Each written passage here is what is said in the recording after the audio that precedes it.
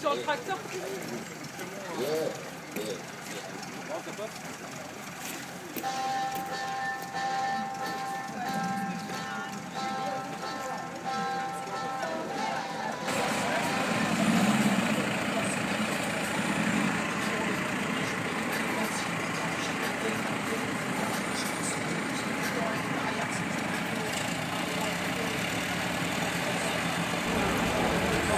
Est-ce que vous pouvez nous expliquer la raison de votre présence ici cet après-midi au tribunal de Nantes? Oui, moi je suis venu, on est nombreux à être venus en solidarité avec les locataires qui sont menacés par l'État, alors même que l'État avait pris des engagements. Il s'était engagé en 2012 et en 2014 encore à ce qu'il n'y ait pas d'expulsion ni de début des travaux avant la fin de tous les recours juridiques.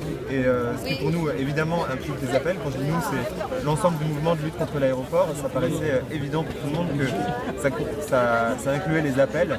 Les appels font partie des recours.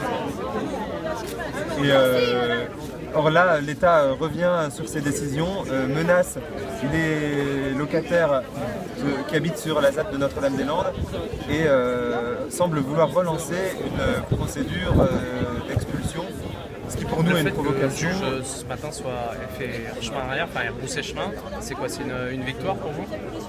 Oui, c'est une victoire évidente. C'est important, il faut bien comprendre que la zone de Notre-Dame-des-Landes, la ZAD, n'est pas perméable aux agents de l'État venus nous aménager nos lieux de vie et nous expulser, quoi. Donc c'est une double victoire, c'est-à-dire il y a aussi eu la mobilisation, je sais pas, de tous les occupants de la ZAD? Oui, une mobilisation de tous les occupants de la ZAD et associée, coordonnée avec les associations, le collectif Copain, un collectif de paysans.